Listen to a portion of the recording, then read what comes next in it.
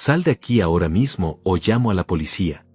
Las palabras de Miguel cortaron el silencio de la tarde como si fueran cristales rompiéndose contra el suelo.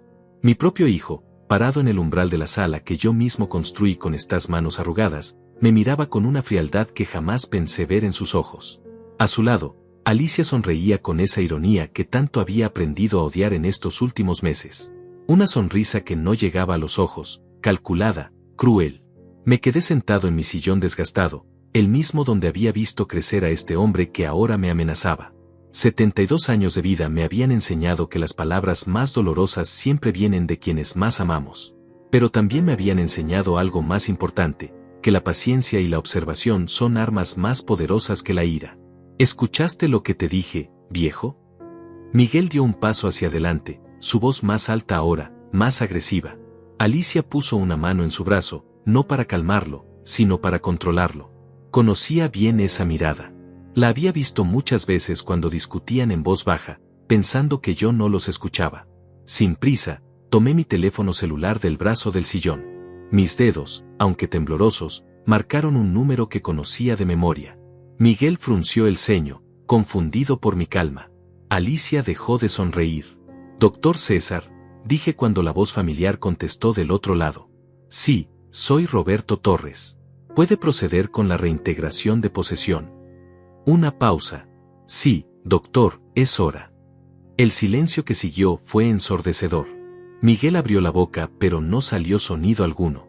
Alicia palideció como si hubiera visto un fantasma. Colgué el teléfono y lo coloqué nuevamente en su lugar, mis ojos nunca abandonando los de mi hijo. «Papá». Miguel murmuró, su voz repentinamente pequeña, infantil. «¿Qué acabas de hacer?» Me levanté despacio, sintiendo el peso de cada uno de mis años, pero también sintiendo algo que no había sentido en mucho tiempo: control. Esta era mi casa. Estas eran mis reglas. Y si mi hijo quería jugar con fuego, era hora de que aprendiera que su padre todavía sabía cómo encender la llama. La tarde caía sobre nuestra pequeña ciudad de San Miguel de Allende, y las sombras se alargaban por el patio que había pavimentado piedra por piedra durante mis años de juventud. El mismo patio donde Miguel había dado sus primeros pasos, donde había celebrado sus cumpleaños, donde María, mi esposa, había plantado las rosas que aún florecían cada primavera. Ahora ese mismo niño, convertido en un hombre de 45 años con deudas y ambiciones que no podía sostener, me miraba como si fuera un obstáculo a remover. Como si los años de sacrificio, las noches sin dormir trabajando en el taller para pagarle los estudios, las comidas que yo dejé de comer para que él pudiera cenar, no hubieran significado nada. «Papá, no puedes estar hablando en serio». Alicia finalmente encontró su voz, aunque sonaba quebrada. «Esta es nuestra casa también. Vivimos aquí. Cuidamos de ti». Las carcajadas que no salieron de mi garganta resonaron en mi mente. ¿Cuidar de mí? Durante meses había notado las miradas, los susurros, los papeles que aparecían y desaparecían de mi escritorio. Las llamadas que terminaban abruptamente cuando yo entraba a la habitación. Los favores que me pedían, siempre relacionados con firmas y documentos que nunca me dejaban leer completamente. «Doctor, ¿en cuánto tiempo puede ejecutarse?», pregunté al teléfono en la segunda llamada. Miguel se acercó, intentando arrebatarme el aparato, pero lo alejé con una mirada que había perfeccionado en 50 años de trabajo duro. «Entendido. Estaremos esperando». La realidad comenzaba a sentarse en sus rostros. Durante meses habían planeado esto, esperando el momento perfecto para deshacerse del viejo estorbo que les impedía vender la propiedad y saldar sus deudas. Habían subestimado al mecánico jubilado que conocía cada ley, cada truco, cada movimiento legal porque había pasado décadas lidiando con contratos, seguros y papeleos en su taller. El teléfono sonó. Era César confirmando que los documentos estaban en orden y que la notificación se entregaría en 2 horas. 2 horas para que se dieran cuenta de que el hombre al que habían tratado de engañar durante meses había estado 3 pasos adelante todo el tiempo. Miguel se dejó caer en el sofá, su rostro entre las manos. Alicia lo miraba con una mezcla de pánico y reproches. La tarde moría lentamente, y con ella, moría también la farsa que habían construido tan cuidadosamente. «Papá», Miguel susurró sin levantar la mirada, «podemos hablar de esto». Pero ya no había nada de qué hablar. Las palabras se habían agotado meses atrás, cuando decidieron que mi voz ya no importaba, que mis decisiones ya no tenían peso, que mi vida ya no tenía valor más allá del precio de esta propiedad. Mis manos temblaron ligeramente mientras sostenía la fotografía amarillenta de María.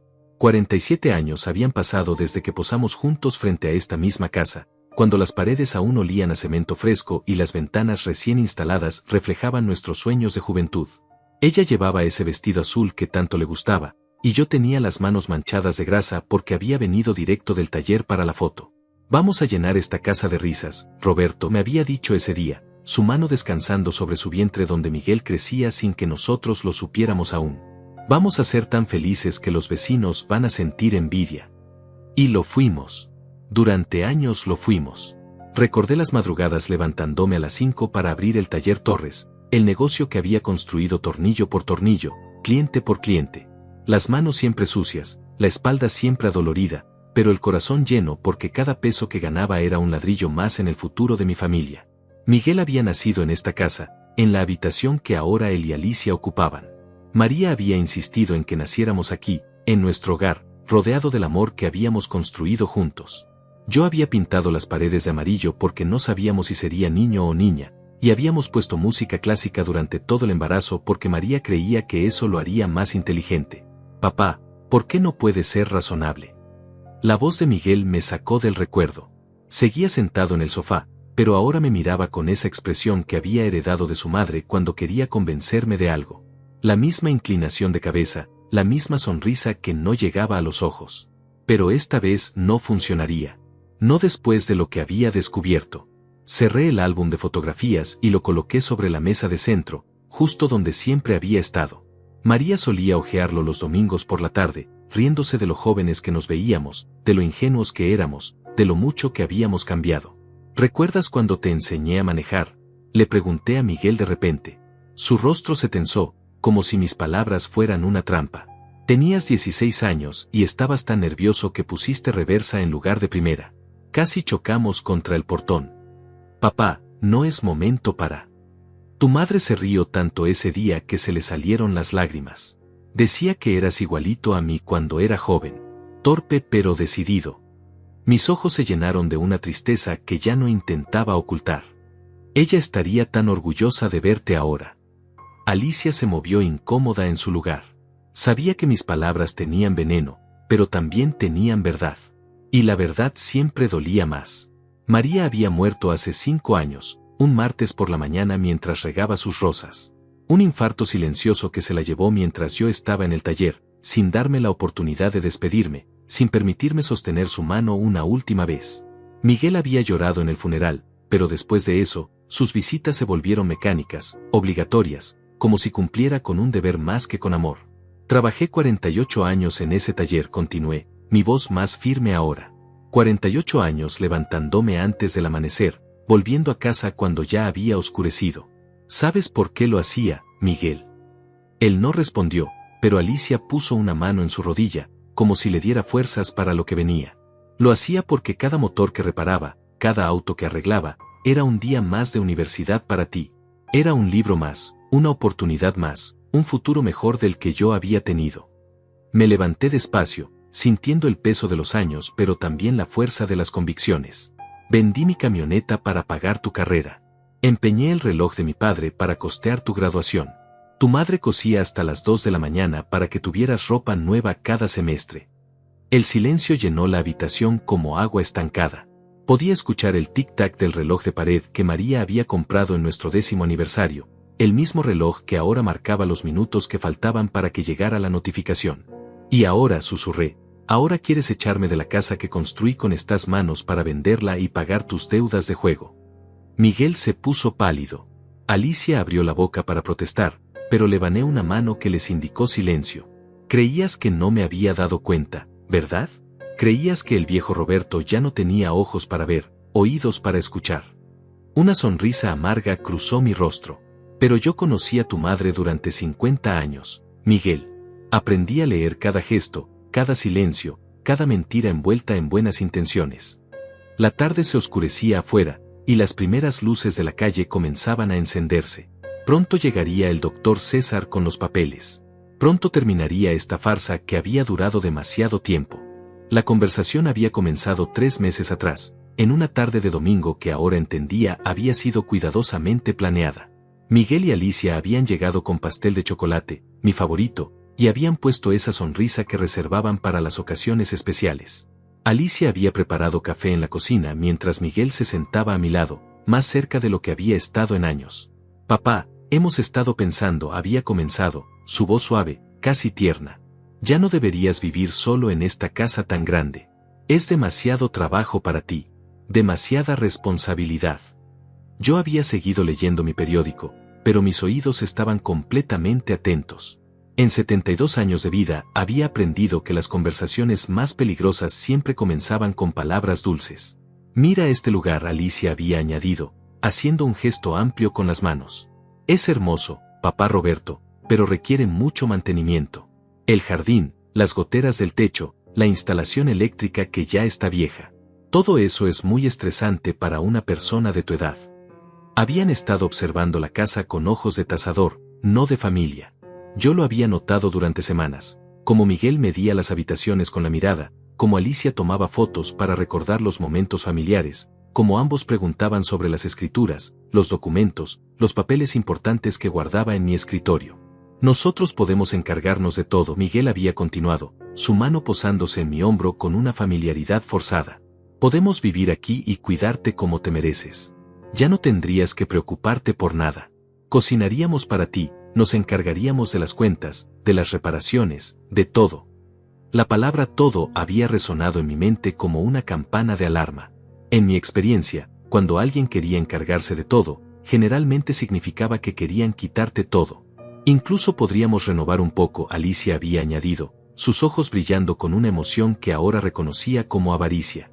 Modernizar la cocina, cambiar los pisos, hacer que esta casa luzca como se merece. Tú solo tendrías que relajarte y disfrutar. Pero yo había construido esta casa. Conocía cada grieta, cada sonido, cada rincón que necesitaba atención. No era descuido o vejez lo que hacía que algunas cosas estuvieran desgastadas. Era la pátina del tiempo, la huella de una vida bien vivida, las marcas de amor que María y yo habíamos dejado en cada superficie. No sé, había respondido ese día, fingiendo considerarlo. Esta casa tiene muchos recuerdos. Tu madre y yo. Mamá ya no está, papá, Miguel había interrumpido, su voz más firme ahora. Y ella querría que fueras feliz, que estuvieras bien cuidado. No querría verte luchando solo con todas estas responsabilidades. Era curioso cómo invocaban la memoria de María para justificar algo que ella habría detestado. Mi esposa había amado esta casa con cada fibra de su ser. Había elegido personalmente cada planta del jardín, había pintado cada pared, había pulido cada manija de las puertas hasta que brillaran como espejos. Podemos empezar despacio, Alicia había sugerido, sirviendo el café en las tazas de porcelana que María reservaba para las visitas importantes. Tú sigues en tu habitación. Nosotros nos instalamos en la habitación de huéspedes. Gradualmente, te vas acostumbrando a que estemos aquí. Gradualmente. Esa palabra debería haber sido otra señal de alarma. Los depredadores siempre atacan gradualmente, ganando la confianza de su presa antes del golpe final. Y si algo te pasa, Miguel había añadido, bajando la voz como si hablara de algo sagrado, nosotros ya estaremos aquí para cuidarte. No tendrás que ir a un asilo o depender de extraños. El asilo. Ahí estaba la amenaza disfrazada de preocupación. La imagen del viejo abandonado, solo, sin familia que lo visite, muriendo entre desconocidos mientras sus hijos venden su patrimonio y gastan su herencia. Pero yo tenía amigos. Tenía al doctor César, que había sido cliente de mi taller durante 20 años. Tenía a Octavio, mi antiguo socio, que venía a jugar dominó todos los jueves. Tenía a la señora Dolores, mi vecina, que me traía tamales cada viernes y se aseguraba de que estuviera bien. No estaba solo. Nunca había estado solo. Pero ellos necesitaban que yo me sintiera solo para que su plan funcionara. Está bien, había dicho finalmente, viendo cómo sus rostros se iluminaban con triunfo contenido. Pueden mudarse, pero gradualmente, como dijeron. Esa noche, después de que se fueron, había llamado al doctor César. Roberto, ¿estás seguro de lo que me pides?, había preguntado el abogado. Completamente seguro, doctor. Quiero que prepare todos los documentos, pero no los presente todavía. Esperemos a ver qué tan lejos están dispuestos a llegar. Ahora, 3 meses después, mientras Miguel y Alicia me miraban con pánico creciente, sabía que había tomado la decisión correcta. Habían mostrado sus verdaderos colores, y esos colores eran tan oscuros como había temido. El teléfono sonó nuevamente. Era César confirmando que vendría en persona a entregar la notificación.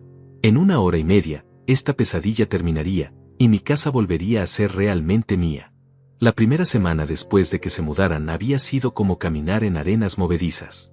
Todo parecía normal en la superficie, pero cada paso me hundía más profundo en una trampa que apenas comenzaba a comprender.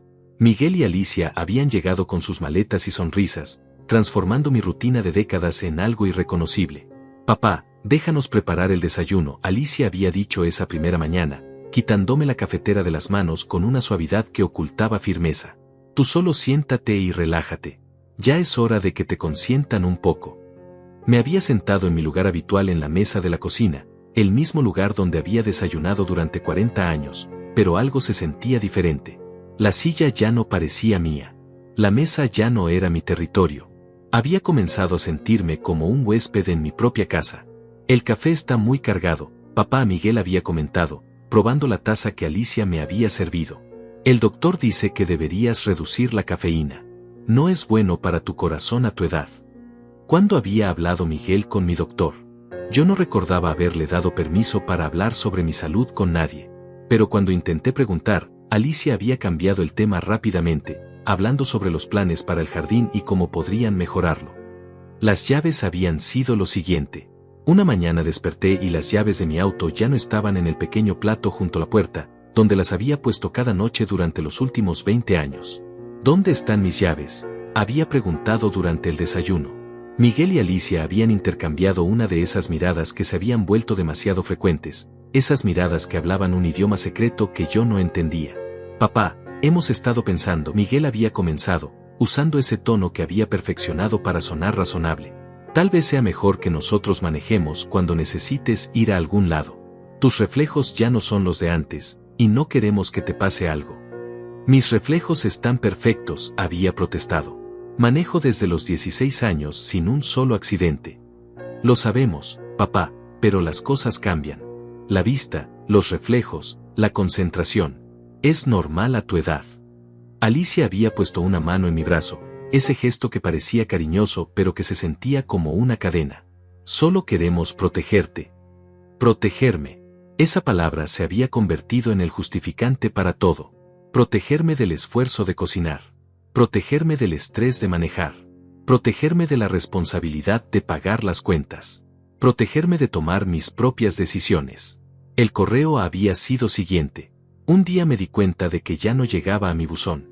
Cuando pregunté, Miguel me explicó que habían puesto un cambio de dirección temporal para organizarlo mejor. ¿Organizarlo mejor?, había preguntado, sintiendo como la preocupación se transformaba en alarma. «Sí, papá. Hay tantas cuentas, tantos papeles importantes. Es mejor que nosotros nos encarguemos de clasificar todo. Así tú no te preocupas por nada aburrido». Pero mis cuentas nunca habían sido aburridas para mí. Eran parte de mi autonomía, de mi control sobre mi propia vida.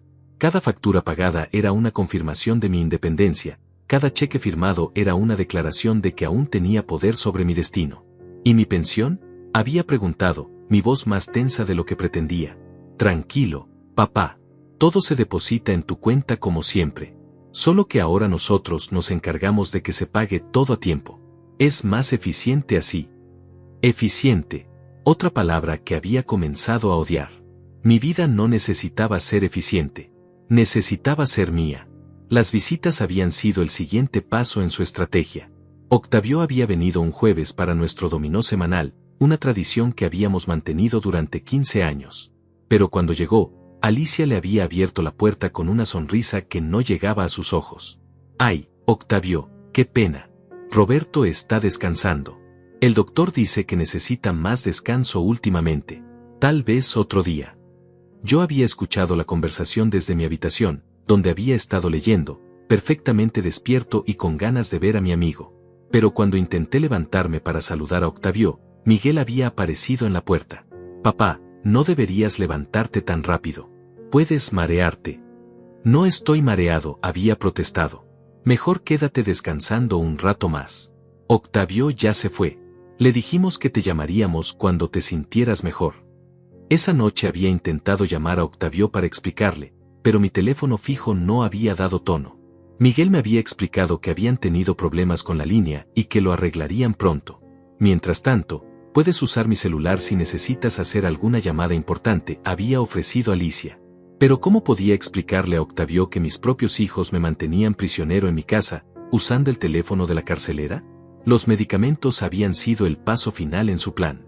Una mañana había despertado para encontrar mis pastillas para la presión organizadas en un dispensador semanal. Es mejor así, papá. Te aseguras de tomar la dosis correcta cada día. Miguel había sonado tan convincente, tan preocupado. A veces los mayores se confunden con las medicinas. Pero yo llevaba tomando las mismas pastillas durante 5 años. Conocía mi dosis, mi horario, mis efectos secundarios. No necesitaba que nadie más organizara mi medicación. Además, Alicia había añadido, hemos hablado con tu doctor y dice que tal vez necesites algo para ayudarte a dormir mejor. Y algo para la ansiedad. Es normal a tu edad tener problemas para relajarse. ¿Ansiedad? ¿Problemas para dormir? Había dormido perfectamente bien hasta que ellos llegaron a mi casa. La única ansiedad que sentía venía de verme gradualmente despojado de todo lo que me hacía sentir humano.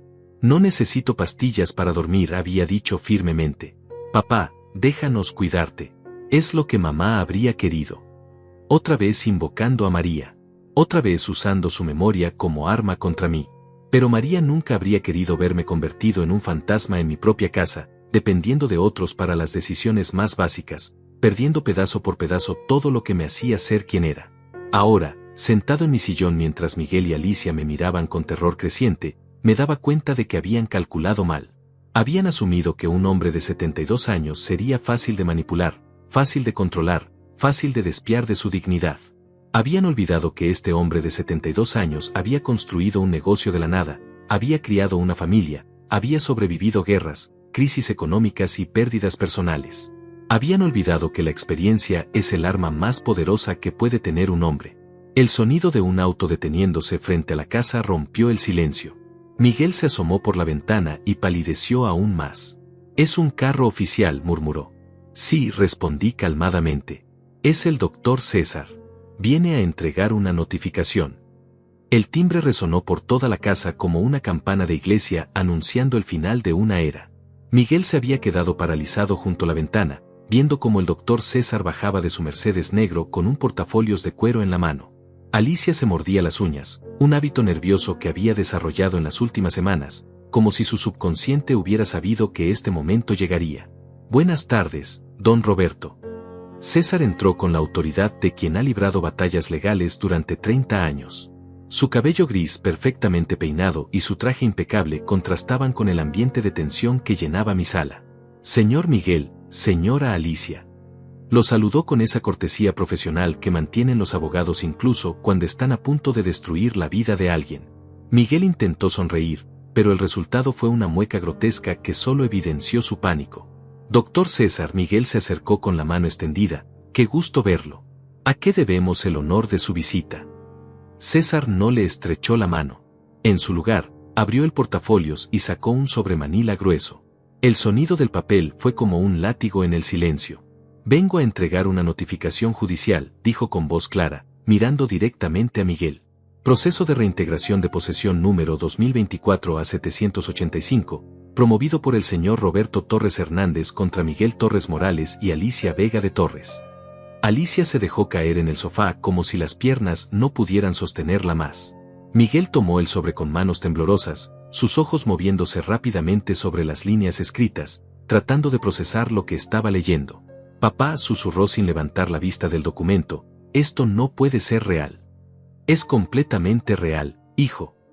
Mi voz sonó más firme de lo que había sonado en meses.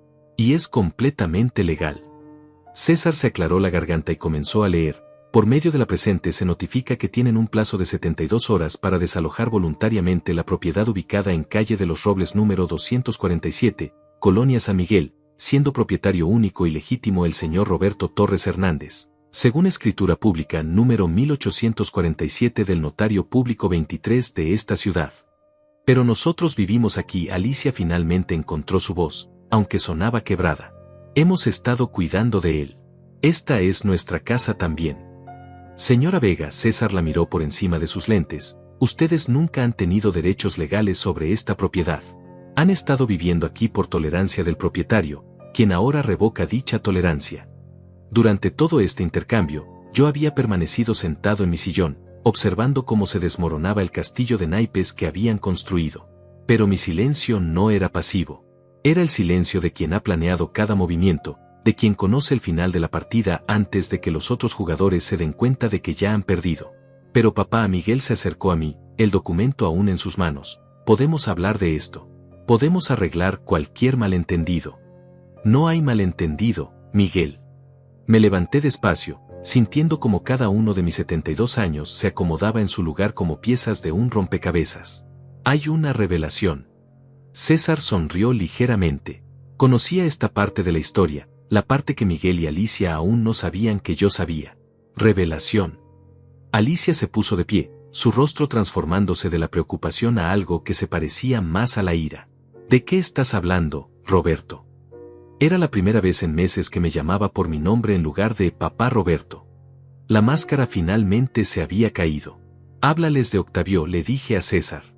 El abogado asintió y sacó otro documento de su portafolios.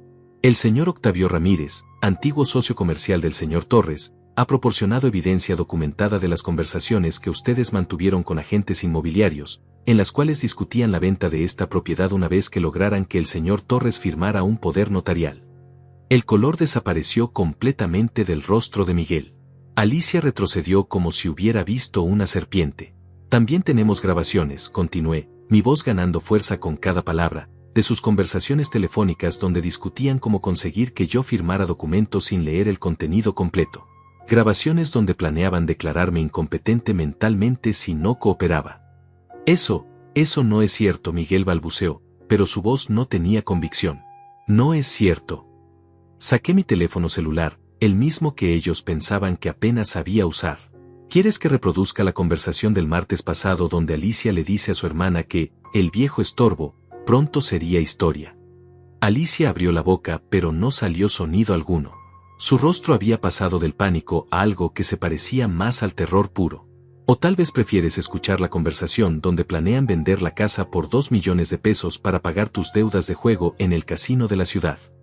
Mis ojos se clavaron en Miguel con una intensidad que no había sentido en años. Sí, hijo, también sé de tus deudas. También sé que le debes dinero a gente muy peligrosa. César tomó el control de la situación nuevamente. Además de la reintegración de posesión, el señor Torres está considerando presentar cargos por fraude intentado, abuso de confianza y maltrato a persona de la tercera edad. Maltrato.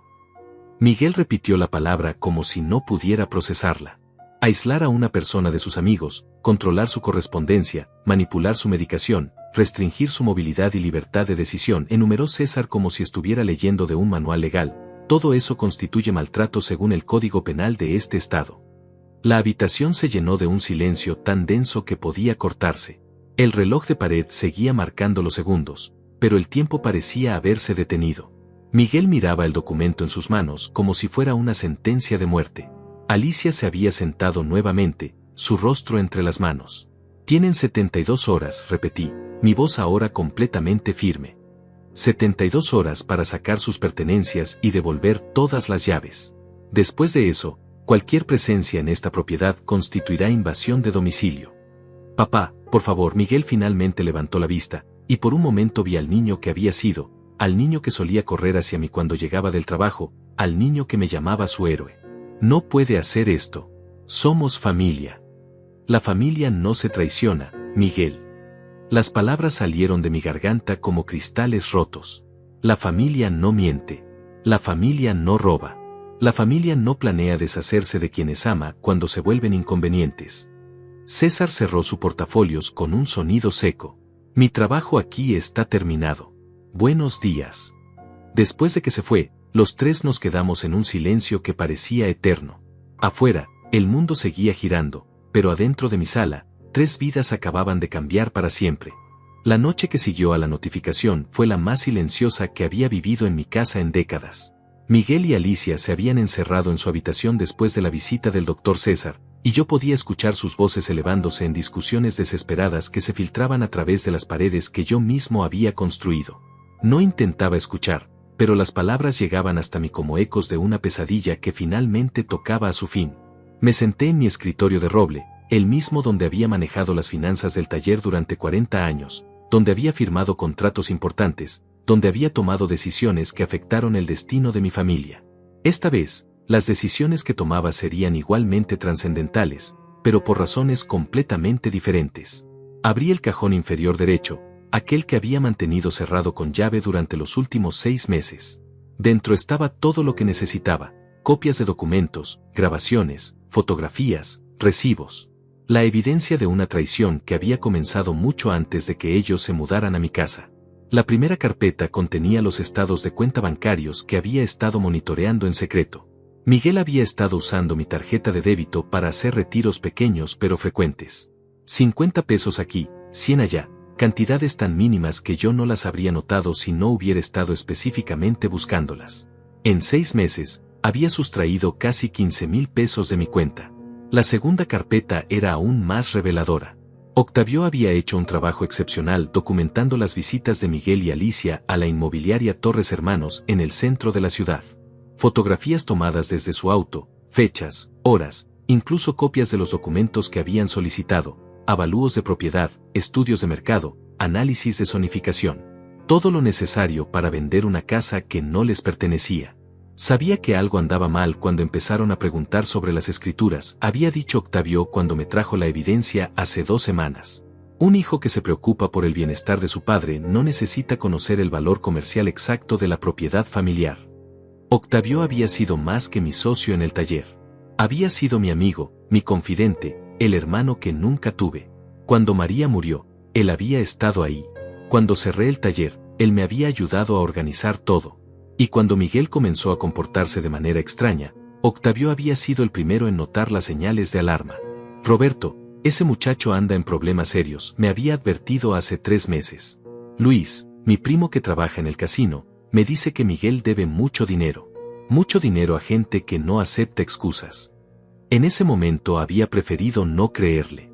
Miguel era mi hijo, mi sangre, el producto de décadas de sacrificio y amor. Pero las dudas habían empezado a crecer como maleza en mi mente. La tercera carpeta contenía las grabaciones. Había instalado un pequeño dispositivo en el teléfono de la casa, algo que había aprendido a hacer durante mis años reparando sistemas de comunicación en el taller. No me enorgullecía de espiar a mi propia familia, pero la supervivencia a veces requiere medidas desesperadas. La grabación más devastadora era de hace 2 semanas. Alicia hablando con alguien llamado Patricia, presumiblemente su hermana. El viejo está más terco de lo que pensábamos. Sigue preguntando por sus llaves, por su correo, por sus amigos. Miguel dice que tenemos que acelerar el proceso. ¿Y si no quiere firmar los papeles? Tenemos un plan B. Mi cuñado conoce a un doctor que puede declarar incompetencia mental por síntomas de demencia. Es costoso, pero vale la pena. Una vez que tenga el poder notarial, la casa prácticamente es nuestra. ¿Y después qué van a hacer con él? Hay residencias muy buenas para personas de su edad. Lugares donde estará bien cuidado, y nosotros podremos hacer nuestra vida sin cargas. Cargas. Así era como me veían. Como una carga que había que remover. Esa noche había llorado por primera vez desde el funeral de María. No lágrimas de autocompasión, sino lágrimas de duelo por el hijo que había creído tener, por la familia que pensé que había construido, por los sueños que se desmoronaban como castillos de arena. Pero las lágrimas habían durado solo una noche. Al día siguiente había comenzado a planear mi defensa. La cuarta carpeta contenía documentos legales que había estado preparando en secreto con el Dr. César. No solo la reintegración de posesión, sino algo mucho más completo, una declaración de patrimonio actualizada, un testamento nuevo que excluía completamente a Miguel y Alicia, y un fideicomiso que destinaría mis bienes a organizaciones benéficas después de mi muerte. Roberto, ¿estás seguro de esto?, había preguntado César cuando le expliqué mis intenciones. Es tu hijo, después de todo. Doctor, un hijo que planea robar a su padre y encerrarlo en un asilo para quedarse con su patrimonio ya no es un hijo. Es un extraño con mi apellido. La quinta y última carpeta era la más dolorosa. Contenía fotografías de Miguel a lo largo de los años, su primer día de escuela, sus graduaciones, su boda, momentos familiares que ahora me parecían manchados por la traición. Pero también contenía algo más, investigaciones sobre sus deudas reales. No eran solo las deudas del casino. Miguel había pedido préstamos usando mi nombre como referencia, había usado mi reputación en la comunidad para conseguir créditos que no podía pagar. Había hipotecado su futuro y el mío sin consultarme, contando con que la herencia cubriría todo. A través de contactos en el banco donde había manejado mis cuentas durante 30 años, había descubierto que Miguel debía casi 400,000 pesos a diversas instituciones. Dinero suficiente para destruir la reputación de toda la familia Torres si no se pagaba pronto. Pero esa ya no era mi responsabilidad. Yo había cumplido mi parte como padre, lo había criado, educado, dado todas las herramientas necesarias para hacer su propia vida. Las decisiones que había tomado como adulto, las deudas que había contraído, las traiciones que había planeado, todo eso era responsabilidad suya. Cerré las carpetas y las coloqué nuevamente en el cajón. Mañana por la mañana las llevaría al banco para depositarlas en mi caja de seguridad. Evidencia que permanecería protegida sin importar lo que Miguel y Alicia intentaran hacer en sus últimas 72 horas en mi casa. Me levanté del escritorio y caminé hacia la ventana de mi habitación. La calle estaba tranquila, iluminada por las lámparas que el municipio había instalado el año pasado. Era la misma vista que había contemplado durante décadas, pero esta noche se veía diferente. Se veía como el comienzo de algo nuevo, como el primer día del resto de mi vida. En la habitación contigua, las voces habían cesado. Tal vez finalmente habían entendido la magnitud de lo que habían perdido. Tal vez estaban planeando su siguiente movimiento. Ya no importaba. Yo había jugado todas mis cartas, y había ganado la partida más importante de mi vida, la partida por mi dignidad. Mañana comenzaría el proceso de reconstruir mi vida sin ellos. Sería doloroso, solitario a veces, pero sería auténtico. Sería mío. Por primera vez en meses, dormí profundamente y sin pastillas. La mañana del segundo día amaneció con una frialdad que se extendía más allá del clima otoñal. Había despertado temprano, como siempre, pero esta vez no había café preparado en la cocina, no había voces fingiendo normalidad, no había la rutina forzada que Miguel y Alicia habían impuesto durante meses. Solo el silencio puro de una casa que finalmente volvía a respirar. Me preparé mi café como lo había hecho durante décadas antes de que llegaran, fuerte, sin azúcar, en la taza de cerámica que María me había regalado en nuestro 20º aniversario. Mientras el agua hervía, escuché movimientos en la habitación que habían ocupado. Pasos apresurados, voces susurrantes, el sonido de cajones abriéndose y cerrándose con urgencia. Estaban empacando. La realidad finalmente había penetrado en sus mentes. A las 9 de la mañana, Miguel apareció en la cocina. Su rostro mostraba las marcas de una noche sin sueño, ojeras profundas, barba sin afeitar, el cabello desordenado. Se veía como un hombre derrotado, y tal vez por primera vez en años, esa apariencia reflejaba exactamente lo que era. «Buenos días, papá», dijo con una voz que intentaba sonar normal pero que se quebraba en los bordes. No respondí. Continué bebiendo mi café, mirando por la ventana hacia el jardín que María y yo habíamos plantado juntos. Las rosas seguían floreciendo, ajenas al drama humano que se desarrollaba a su alrededor. «Papá, necesitamos hablar». Miguel se sentó frente a mí, en la silla que Alicia había reclamado como suya durante estos meses. «Por favor». Finalmente lo miré. Era extraño como un hombre de 45 años podía verse tan pequeño, tan perdido. Durante un momento, apenas un momento, sentí el impulso de consolarlo como había hecho cuando era niño y venía llorando después de una pesadilla. Pero las pesadillas de los adultos no se curan con abrazos y palabras dulces. Se curan con consecuencias. ¿Sobre qué quieres hablar, Miguel? Mi voz sonaba extrañamente calmada, incluso para mí. Sobre todo esto. Sobre el malentendido. Sobre la familia. Se inclinó hacia adelante, sus manos unidas en un gesto que parecía de súplica. «Papá, nunca quisimos lastimarte. Nunca. Nunca». Dejé la taza sobre la mesa con más fuerza de la necesaria. ¿Planear vender mi casa sin mi conocimiento no es lastimarme? ¿Aislarme de mis amigos no es lastimarme? ¿Declararme incompetente mentalmente no es lastimarme? Sus ojos se abrieron con sorpresa. Todavía no entendía completamente cuánto sabía, cuánto había documentado, cuán preparado había estado para este momento. Lo de la casa, solo estábamos explorando opciones. Pensamos que tal vez un lugar más pequeño sería mejor para ti. Y pensaron que 2 millones de pesos serían mejores para ustedes. Miguel palideció. ¿Cómo? ¿Cómo lo sé? Me levanté, sintiendo una energía que no había tenido en meses. Porque a diferencia de lo que ustedes creían, no soy un viejo senil que no entiende lo que pasa a su alrededor. Sé de tus deudas, Miguel. Sé del dinero que robaste de mi cuenta. Sé de los préstamos que pediste usando mi nombre. Sé todo. Se hundió en la silla como si mis palabras fueran golpes físicos. Papá, las deudas, puedo explicártelo todo. Fue mala suerte, malas decisiones. Pero podemos arreglarlo juntos. ¿Juntos? La palabra salió de mi boca como una carcajada amarga.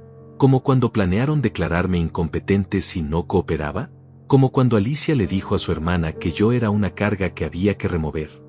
Miguel abrió la boca, pero no salió sonido alguno. La red de mentiras que habían tejido finalmente se había desenmarañado completamente.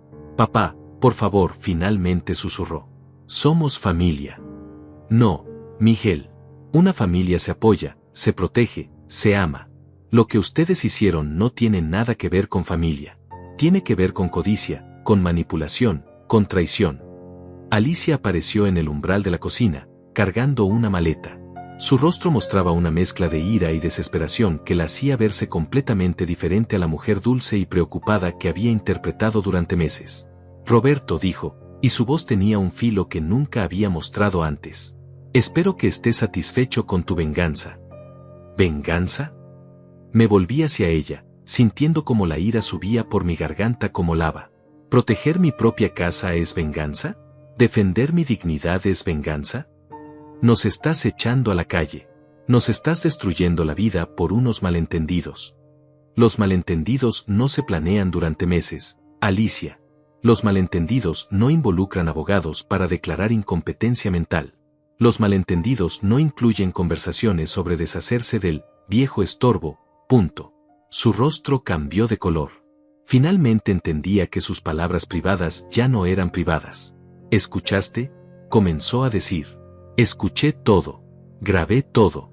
Documenté todo. Caminé hacia ella, manteniendo la distancia pero proyectando toda la autoridad que había acumulado en 72 años de vida. Creían que estaban engañando a un viejo tonto.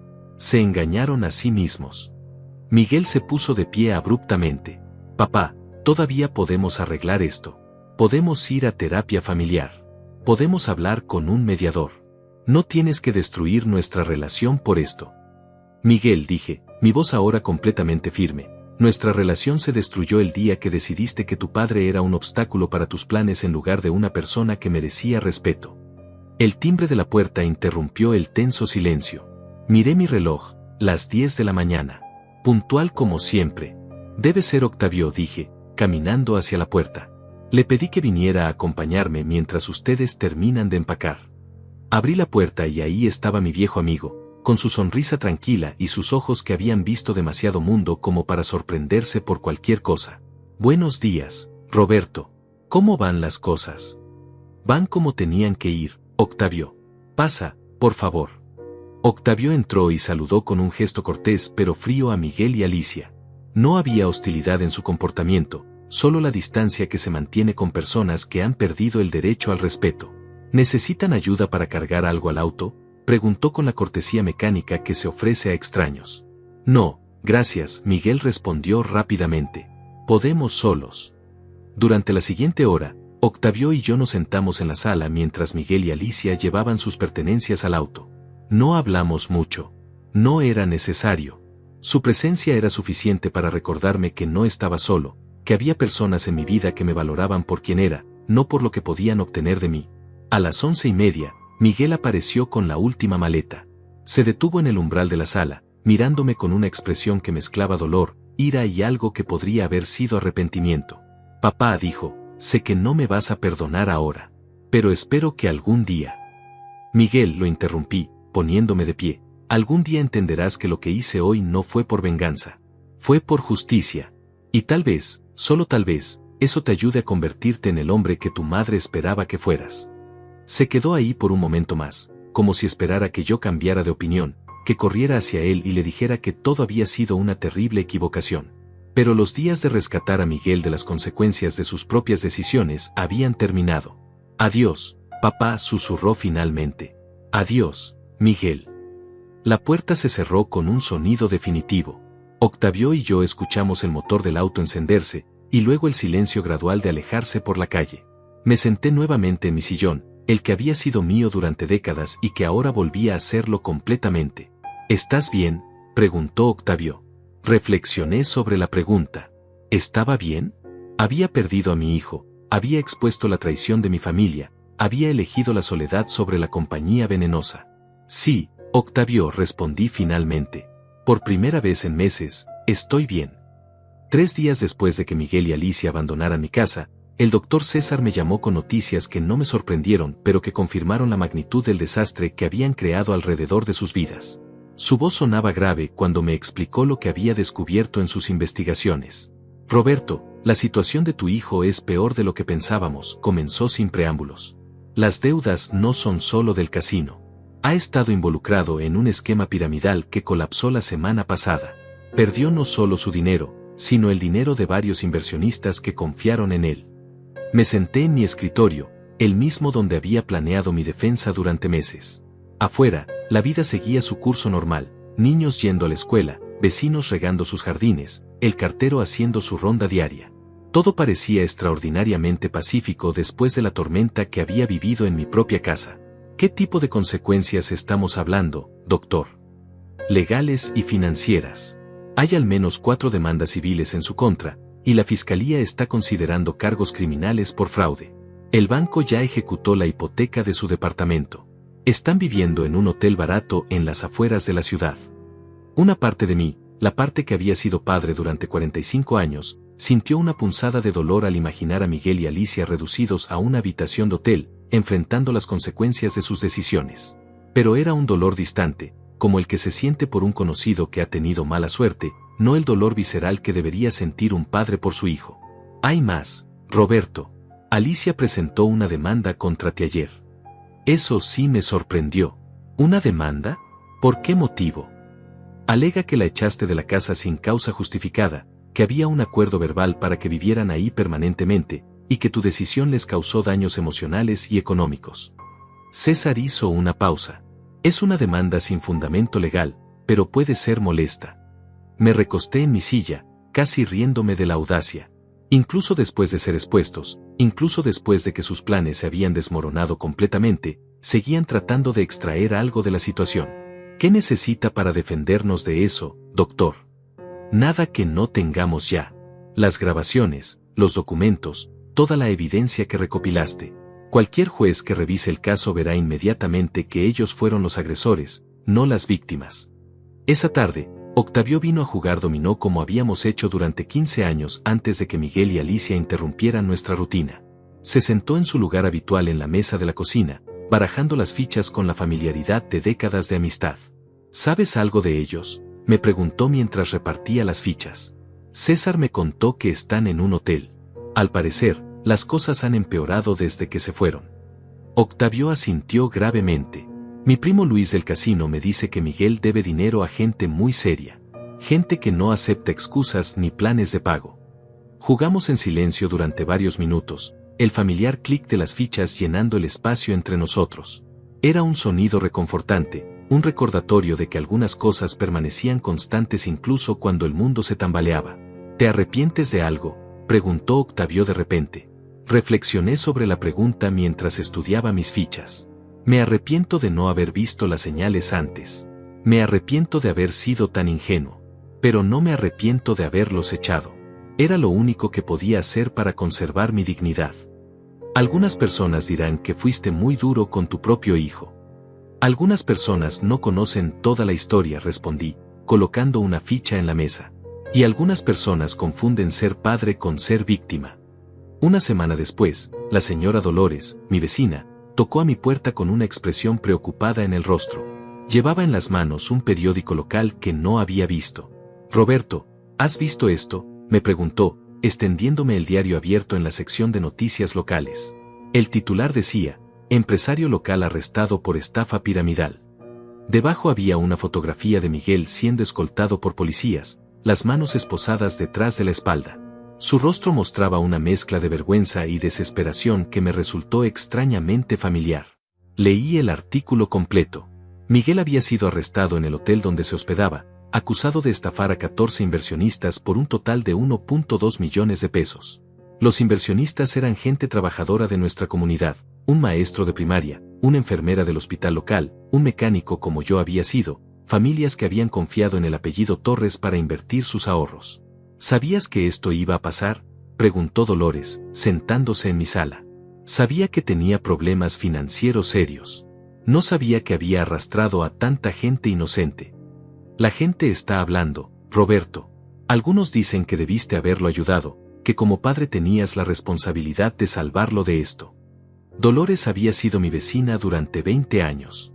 Había conocido a Miguel desde que era adolescente, había compartido cenas familiares con nosotros, había llorado en el funeral de María. Su opinión importaba para mí. Dolores, si yo hubiera vendido mi casa para pagar sus deudas, como ellos planeaban, ¿crees que eso lo habría convertido en mejor persona?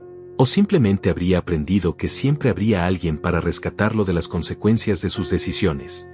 Ella reflexionó sobre mis palabras, sus manos arrugadas jugando con el borde del periódico.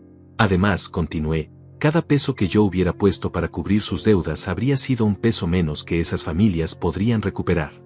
Mi dinero no habría resuelto el problema, solo habría cambiado quien pagaba por sus errores. 2 días después, Alicia apareció en mi puerta. Estaba sola, demacrada, con ojeras profundas y ropa que parecía no haber sido cambiada en días. Era como ver el fantasma de la mujer que había conocido. Roberto, por favor, comenzó antes de que yo pudiera decir palabra. Necesito hablar contigo. No la invité a pasar. Nos quedamos en el umbral, separados por años de mentiras y una distancia que ya no se podía cerrar. Miguel está en la cárcel. No tengo dinero para un abogado. No tengo trabajo. No tengo a dónde ir. Sus palabras salían entrecortadas, como si hablar le costara un esfuerzo enorme. Sé que lo que hicimos estuvo mal. Sé que te lastimamos. Pero por favor, no puedes dejarnos caer así. La miré durante largo tiempo, esta mujer que había compartido mi mesa durante meses, que había dormido bajo mi techo, que había planeado robarme mi hogar y mi dignidad. Alicia, dije finalmente, hace 3 meses me dijiste a tu hermana que yo era un viejo estorbo que había que remover. Planeaste declararme incompetente mental. Planeaste vender mi casa y encerrarme en un asilo. Mi voz se mantuvo calmada, pero cada palabra llevaba el peso de meses de dolor. Ahora vienes a pedirme ayuda porque las consecuencias de tus decisiones finalmente te alcanzaron. Roberto, por favor. Durante meses me trataste como si fuera un objeto, no una persona. Me quitaste mi autonomía, mi dignidad, mi libertad. Y ahora quieres que te trate mejor de lo que tú me trataste. Lágrimas comenzaron a correr por sus mejillas. Tal vez eran genuinas, tal vez era otra actuación. Ya no importaba. La vida es una maestra severa, Alicia. Primero da el examen, después enseña la lección. Comencé a cerrar la puerta. Espero que aprendas algo de esto. Roberto, por favor. No puedes ser tan cruel. Me detuve en el umbral, mi mano en la manija de la puerta. Cruel. La palabra salió de mi boca con una mezcla de incredulidad y tristeza. Cruel es planear robar la casa de un viejo de 72 años. Cruel es aislar a un padre de sus amigos y su autonomía. Cruel es usar el amor de alguien como arma en su contra. Cerré la puerta con suavidad, pero con firmeza. Desde adentro, escuché sus sollozos durante varios minutos antes de que finalmente se alejara. Esa noche, sentado en mi sillón con una taza de té caliente, reflexioné sobre los eventos de las últimas semanas. Había ganado la guerra por mi dignidad, pero el costo había sido alto. Había perdido a mi hijo, había expuesto la corrupción en mi propia familia, había elegido la justicia sobre la compasión mal entendida. Pero por primera vez en meses, cuando miré alrededor de mi sala, todo lo que veía me pertenecía realmente. No había mentiras escondidas en los rincones, no había traiciones susurrándose en las habitaciones contiguas, no había planes siniestros desarrollándose bajo mi propio techo. Era mi casa, era mi vida, era mi elección. Y finalmente, después de tanto tiempo, volvía a ser libre.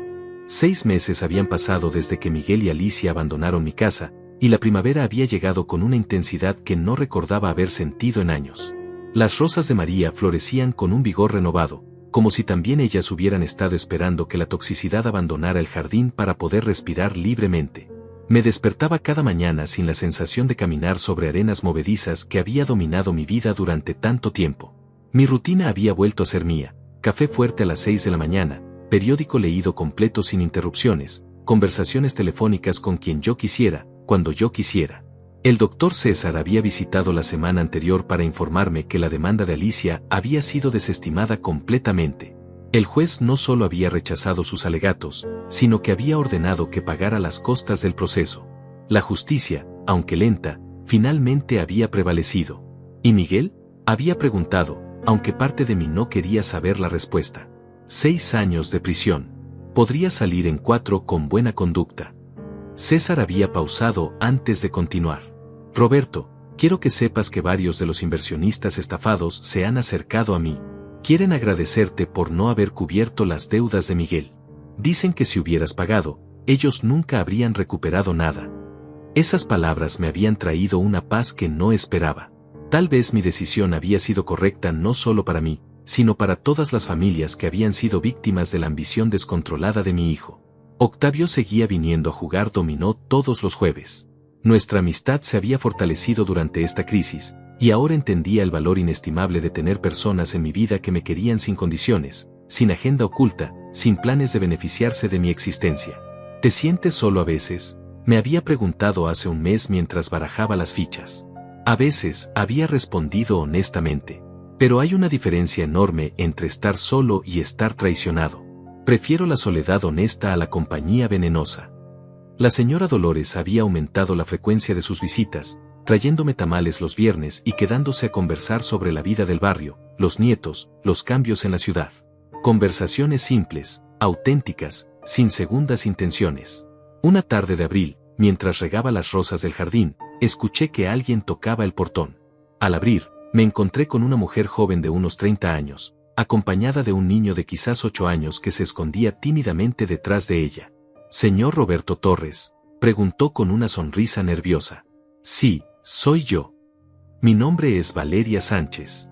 Mi esposo era uno de los inversionistas que Miguel estafó». Respiró profundo antes de continuar. «Quería agradecerle personalmente por no haber cubierto sus deudas. Gracias a eso, pudimos recuperar una parte de nuestros ahorros a través del proceso legal». El niño se asomó por detrás de su madre y me extendió un dibujo. Era una casa con un jardín lleno de flores, y en el frente había un hombre mayor sonriendo. «Es usted en su jardín», explicó el pequeño con voz tímida. «Mamá dice que usted es un héroe porque hizo lo correcto aunque era difícil». Tomé el dibujo con manos que temblaron ligeramente, no por la edad, sino por la emoción. Hacía tanto tiempo que alguien no me veía como un héroe. Hacía tanto tiempo que mis decisiones no eran interpretadas como actos de valor en lugar de crueldad. «Gracias», les dije, mi voz más quebrada de lo que pretendía. «Esto significa más para mí de lo que pueden imaginar». Después de que se fueron, colgué el dibujo en la puerta del refrigerador, donde solía estar lleno de fotografías familiares que ahora guardaba en un álbum. El dibujo se veía bien ahí, como un recordatorio de que las decisiones correctas, aunque dolorosas, eventualmente encuentran reconocimiento. Los fines de semana había comenzado a conducir por las carreteras que rodeaban la ciudad, algo que no había hecho en años. Con las ventanas abajo y el radio sintonizado en la estación de música clásica que María solía escuchar, me sentía libre de una manera que había olvidado que existía. Durante uno de estos paseos, me detuve en un mirador que overlookeaba el valle donde había crecido. La vista se extendía por kilómetros, campos verdes, montañas azules en la distancia, pequeños pueblos conectados por carreteras serpenteantes. Era la misma vista que había contemplado de niño cuando mi padre me traía aquí para enseñarme sobre la vida. «Mijo», me había dicho mi padre hace más de 60 años, «en la vida vas a enfrentar momentos donde tendrás que elegir entre lo fácil y lo correcto. Siempre elige lo correcto, aunque te duela. El dolor de hacer lo correcto se cura con el tiempo. El dolor de hacer lo incorrecto te persigue para siempre». Ahí, sentado en mi auto con el viento acariciando mi rostro, entendí que había honrado las enseñanzas de mi padre. Había elegido lo correcto aunque me doliera. Había protegido mi dignidad aunque el costo fuera la pérdida de mi hijo. Hace una semana, había tomado una decisión que habría parecido imposible 6 meses atrás. Había comenzado a dar clases de mecánica básica a jóvenes del barrio en el garaje de mi casa. 2 veces por semana, 4 muchachos venían a aprender a cambiar aceite, reparar frenos, diagnosticar problemas básicos. Don Roberto me había dicho uno de ellos, Gilberto, un joven de 16 años cuyos padres trabajaban en la fábrica textil, ¿por qué nos enseña gratis? Porque alguien me enseñó a mí cuando era joven, había respondido. Y porque el conocimiento solo vale algo cuando se comparte. Era extraño cómo enseñar a estos jóvenes me hacía sentir más como padre de lo que me había sentido en años con Miguel. Estos muchachos me respetaban, valoraban mi experiencia, agradecían mi tiempo. No buscaban beneficiarse de mí, sino aprender de mí. Esta mañana, mientras preparaba mi café matutino, sonó el teléfono. Era una voz que no había escuchado en meses, una voz que ya no reconocía completamente. Papá, soy Miguel. Me senté lentamente en mi silla, mi taza de café aún humeando en mis manos. Hola, Miguel. Papá, he estado pensando mucho estos meses. Sobre lo que hice, sobre lo que perdí, sobre quién era cuando vivía contigo. Su voz sonaba diferente, más pequeña, más quebrada. Quería pedirte perdón. Escuché en silencio, sin interrumpir. Sé que no tengo derecho a pedirte nada. Sé que destruí nuestra relación, que traicioné tu confianza, que te lastimé de maneras que tal vez nunca puedas perdonar. Hizo una pausa, y escuché algo que podría haber sido llanto. Pero quería que supieras que entiendo ahora lo que perdí. No solo perdí mi libertad o mi dinero. Perdí al mejor hombre que conocía. Perdí a mi padre. Las palabras se quedaron suspendidas en el aire entre nosotros, separados por kilómetros de distancia física y años de daño emocional. Miguel, dije finalmente, me alegra saber que estás reflexionando sobre lo que pasó. Eso es más de lo que esperaba. ¿Hay alguna posibilidad? Comenzó, pero se detuvo. ¿Alguna posibilidad de qué?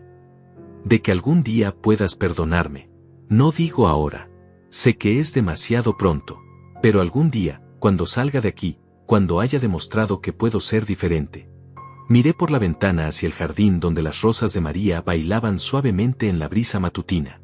La vida era demasiado corta para cargar odio permanente, pero también era demasiado preciosa para permitir que fuera envenenada nuevamente por quienes ya habían demostrado su verdadera naturaleza. Miguel, el perdón no es algo que se otorga porque alguien lo pida. Es algo que se gana a través de acciones consistentes durante tiempo prolongado.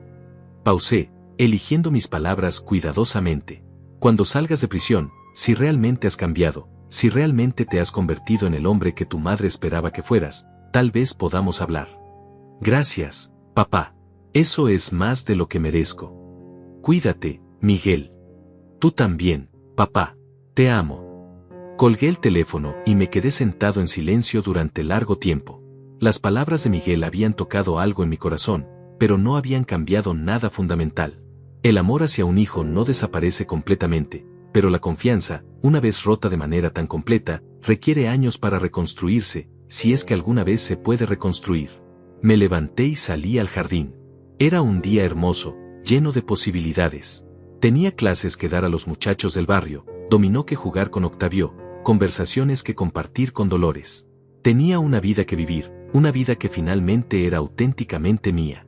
Mientras trabajaba entre las rosas, recordé las palabras que había pensado pero nunca dicho durante los momentos más oscuros de estos últimos meses. Quisieron enterrarme. Olvidaron que soy raíz. No me habían enterrado. Al contrario, había florecido. Había encontrado una fuerza que no sabía que poseía, una dignidad que pensé que había perdido, una paz que creí que nunca volvería. La casa estaba en silencio a mi alrededor, pero no era el silencio pesado y amenazante de los meses pasados. Era el silencio reconfortante de un hogar en paz, de una vida bien vivida, de decisiones difíciles pero correctas. Me senté en mi sillón, el mismo donde había comenzado esta historia hace meses, y levanté mi taza de café hacia la fotografía de María que permanecía en su lugar de honor sobre la chimenea. Lo hice, mi amor, susurré. Protegí lo nuestro. Mantuve nuestra dignidad intacta. Y por primera vez desde su muerte, sentí que ella sonreía. Si conoces a alguien que ha pasado por algo similar, comparte esta historia. Y si fuiste tú quien vivió esta experiencia, ahora es tu turno de levantar la cabeza. La dignidad no se negocia, el respeto no se mendiga, y nunca es demasiado tarde para elegir tu propia libertad sobre las cadenas doradas que otros quieren ponerte. Tu vida es tuya. Protégela. 1 año y medio después, mientras ordenaba los papeles de mi escritorio para el notario que vendría por la tarde, Encontré una carta que había llegado hace 3 días pero que no había tenido el valor de abrir. El remitente era claro: Penitenciaría Estatal, seguido del número de recluso de Miguel. La abrí lentamente, preparándome para más súplicas o justificaciones, pero lo que encontré me sorprendió. Era una carta diferente, escrita con una caligrafía que parecía más cuidadosa, más reflexiva. Papá, no escribo para pedirte nada. Escribo para contarte que terminé mi bachillerato aquí adentro. También estoy tomando un curso de carpintería. El instructor dice que tengo manos hábiles, como las tuyas. Dice que podría trabajar en construcción cuando salga, empezar desde abajo, ganarme la vida honestamente. Continué leyendo. Miguel me contaba sobre las cartas que había escrito a cada una de las familias que había estafado, pidiendo perdón sin esperar respuesta. Me contaba sobre las noches en vela reflexionando sobre las decisiones que lo habían llevado ahí, sobre la terapia grupal donde había comenzado a entender la diferencia entre explicar sus acciones y justificarlas. He pensado mucho en lo que me dijiste sobre ganar el perdón a través de acciones. Cuando salga, no iré a buscarte inmediatamente. Primero necesito demostrarme a mí mismo que puedo ser la persona que debí ser siempre. Tal vez en unos años, si he logrado construir algo con mis propias manos, algo honesto, tal vez entonces pueda tocar a tu puerta. Doblé la carta y la guardé en el cajón donde mantenía los documentos importantes. Era una carta que leería nuevamente en el futuro, cuando quisiera recordar que las personas pueden cambiar, aunque sea tarde, aunque sea desde el fondo de un abismo. El notario llegó puntualmente a las 4. Era un hombre joven, eficiente, que había manejado la documentación de la venta de mi casa con profesionalismo admirable. ¿Está seguro de esta decisión, don Roberto?, me preguntó mientras yo firmaba los últimos documentos. Completamente seguro. La casa se había vendido por una suma considerable, más de lo que había esperado. Una familia joven con 3 niños pequeños la había comprado, emocionados por el jardín amplio y las habitaciones espaciosas. Verlos recorrer la propiedad con ojos soñadores me había recordado a María y a mi 40 años atrás, llenos de planes y esperanzas. ¿Y cuándo se muda al nuevo lugar? El próximo fin de semana. Ya tengo todo empacado. No era completamente cierto. Había donado la mayoría de los muebles a familias necesarias del barrio. Lo único que me llevaría serían las fotografías, algunos libros, las herramientas de mi antiguo taller, y las rosas que había trasplantado cuidadosamente a macetas grandes. Mi nuevo hogar era una casa pequeña en las afueras de la ciudad, cerca de las montañas donde solía ir de niño con mi padre. Tenía un taller adjunto donde había decidido abrir una pequeña escuela de oficios para jóvenes sin recursos. La venta de la casa familiar me había dado los fondos necesarios para equipar el taller y vivir cómodamente el resto de mis días. Es un proyecto hermoso, había comentado César cuando le expliqué mis planes. Tu padre estaría orgulloso. Después de que el notario se fue, caminé por las habitaciones vacías una última vez. En el dormitorio principal, donde María y yo habíamos compartido tantos años, las paredes mostraban las marcas rectangulares donde habían colgado nuestras fotografías. En la cocina, el lugar en la mesa donde ella solía sentarse aún parecía guardar su presencia. Pero no sentía nostalgia dolorosa. Sentía gratitud. Esta casa había cumplido su propósito. Había sido el nido donde criamos una familia, el refugio donde vivimos nuestro amor, el escenario donde finalmente aprendí a defenderme. Ahora era hora de que otra familia escribiera su propia historia entre estas paredes. Octavio llegó con su camioneta para ayudarme con las últimas cajas. Habíamos decidido que se mudaría cerca de mi nueva casa, en un departamento que había encontrado a solo 10 minutos de distancia. Nervioso por el cambio, me preguntó mientras cargábamos las macetas con las rosas. Al contrario, me siento como cuando era joven y todo era posible. Era verdad. A los 73 años, me sentía más vivo y con más propósito que en las últimas décadas. Tenía planes, el taller para los jóvenes, un pequeño huerto que quería plantar, libros que quería leer, lugares que quería visitar. Durante el trayecto hacia mi nueva casa, pensé en la conversación que había tenido con Valeria, la esposa del inversionista estafado, cuando vino a despedirse. Don Roberto, mi hijo dice que cuando sea grande quiere ser como usted. Valiente para hacer lo correcto aunque sea difícil. Esas palabras habían resonado en mi mente durante días. Tal vez mi historia serviría de ejemplo para otros que enfrentaran traiciones familiares, manipulaciones, situaciones donde tuvieran que elegir entre la comodidad de ser víctimas y la dificultad de defenderse. Mi nueva casa era pequeña pero luminosa, con ventanas grandes que daban a las montañas y un patio trasero perfecto para las rosas de María. El taller estaba equipado con herramientas modernas, mesas de trabajo amplias, y un área de aulas donde los jóvenes podrían aprender no solo oficios, sino valores. Escuela de Oficios María Torres, leí en voz alta el letrero que había mandado hacer. Era mi forma de honrar su memoria de manera constructiva, canalizando todo el dolor de los últimos años hacia algo que ayudara a otros. Esa noche, mi primera noche en la casa nueva, preparé café en mi cocina pequeña pero funcional y salí al patio. Las rosas se veían extrañas en sus macetas, pero sabía que pronto se adaptarían. Las plantas, como las personas, pueden florecer en nuevos lugares si se les da el cuidado adecuado. Recibí una llamada de Gilberto, uno de los muchachos a quienes había estado enseñando mecánica. Don Roberto, ¿es cierto que va a abrir una escuela de oficios? Así es, Gilberto. Y tú serás uno de mis primeros estudiantes, si quieres. Sí quiero. Y va a enseñar mecánica también. Mecánica, carpintería, electricidad básica, plomería. Todo lo que un joven necesita para ganarse la vida honestamente. Después de colgar, me quedé contemplando las estrellas que se veían más brillantes aquí, lejos de las luces de la ciudad. Era extraño cómo la vida podía dar vueltas tan inesperadas. Había comenzado este capítulo como una víctima de la traición de mi hijo, y lo terminaba como maestro de una nueva generación. Tal vez eso era lo que realmente significaba sanar, transformar el dolor en propósito, convertir la experiencia en sabiduría que otros pudieran aprovechar. Mañana llegarían los primeros estudiantes para conocer las instalaciones. Pasado mañana comenzarían las clases formales. En un mes, tendría un grupo de jóvenes aprendiendo no solo oficios, sino el valor del trabajo honesto, la importancia de la dignidad personal, la diferencia entre pedir ayuda y ser parásito. Me levanté del banco del patio y entré a la casa. En mi nueva habitación, colgué la fotografía de María en la pared frente a mi cama. Se veía bien ahí, como si hubiera estado esperando este nuevo comienzo tanto como yo. Nuevo capítulo, mi amor, le susurré a su imagen. Creo que te va a gustar lo que viene. Por primera vez en años, me dormí con la certeza de que mañana sería mejor que hoy.